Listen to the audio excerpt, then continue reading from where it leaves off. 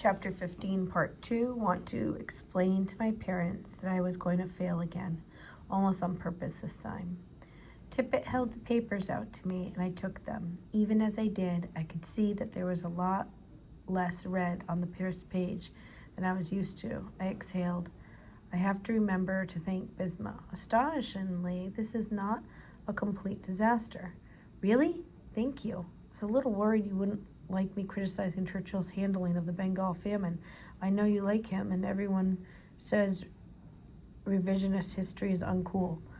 Anyone who knows anything about history, Tippett paused significantly before continuing, and anyone who's been paying attention in my class knows that all history is revisionist. First in time and not first in truth.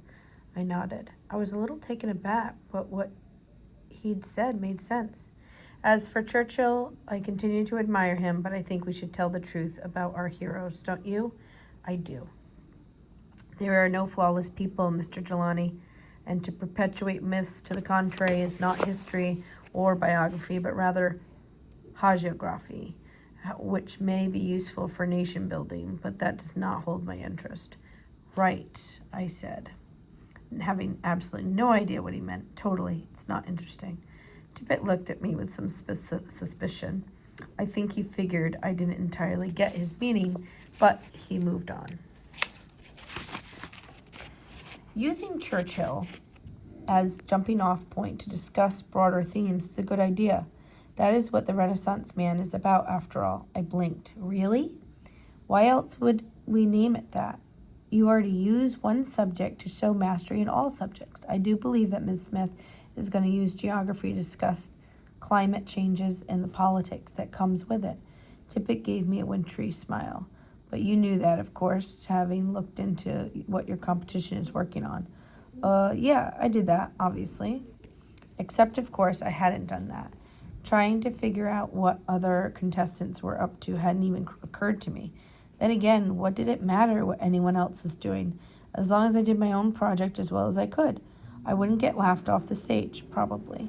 This is still significant academic risk, Tippett warned. I decide whether you pass my course, not judges and talent show, and you realize that I like colonialism. I frowned. You do? Not colonialism precisely, but yes, I think it resulted in a great deal of good for the world. We would not have this great country if it weren't for colonization.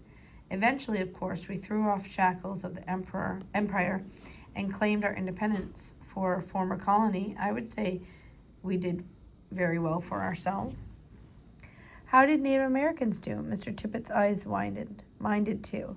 There was an unusually quick, sharp answer for me. Maybe I'd been too much time around Bisma. Mr. Jelani finally said, his hand going to the flag pin he always wore on his lapel as a shield from my question. As an educator, it is generally my policy to encourage the intellectual development of young minds. I must advise you, however, that you are exquisitely annoying just the way you are. Develop a wit, young man, and you'll be perfectly insufferable. I got to the library super early to catch Bisma before she settled in. I couldn't wait to tell her what happened with Tippett. I was practically bouncing. She smiled when she saw me, and I grinned back. She had the kind of smile you had to respond to, a smile that proved Newton's third law of motion. For every action, there's an equal and opposite. Well, okay, the opposite of a smile wouldn't really be a smile, so that doesn't work. Applied sciences aren't my thing. How did it go with your teacher? Bisma asked. Awesome, I said. He called me perfectly insufferable. That's good? It is only nicest thing any teacher has ever said about me, I told her. Let's skip the library today. We should go celebrate. Bisma laughed. Okay, where do you want to go? Where I want to go, I said, is to Sam's in Davis, where you'll find the best shawarma plate in California. We don't have time to go to Davis. I was getting to that. Since we can't go there, let's get something fun here. I know this place sells cotton candy. The look on her face was proof she thought Mr. Tippett's faint praise had made me a little crazy. Seriously? You don't like cotton candy? I don't know. I used to. I just haven't had it in a long time. Think about it for a second. Remember all the soft, fluffy sugar. Remember that you got your hands on some when you were a kid? How'd it make you feel? Just happy, I guess. But Danielle, just because something made you happy when you were 4 doesn't mean it will make you happy now. You're right, I told her. But refresh a memory of happiness. That's worth something, I think. What? I asked. You're surprisingly deep sometimes, but only about stupid things. Thanks, I said. I like to stay on brand. I was at Remarkable making chocolate mousse. Everyone I work with thinks it's boring because there really isn't much to it, technically speaking. You melt the best dark chocolate you have, you beat egg whites until they're frothy, add sugar, and gently mix them. Simple. So when Broder assigns you to make it, you're not learning, advancing your skills, or being challenged. I don't care. I think it's relaxing. Maybe that's because it doesn't feel like work. It feels like falling in love for the first time. Simple, easy, effortless. What I'm saying is that I had a pretty good day at work when I got a couple texts from Bisma. Can't make it to the library today. Some friends are going to Ocean Beach for a bonfire. Oh, that sucked. I'd been looking forward to seeing her. I totally got it, of course. She had her own life, and I was just some guy she was helping with his homework after all.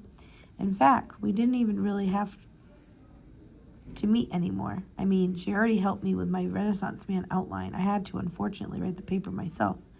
She said she'd review it afterward, and we'd come up with a presentation together. Until then, I didn't need to see her, not for Renaissance Man reasons. Anyway, I thought about what the text back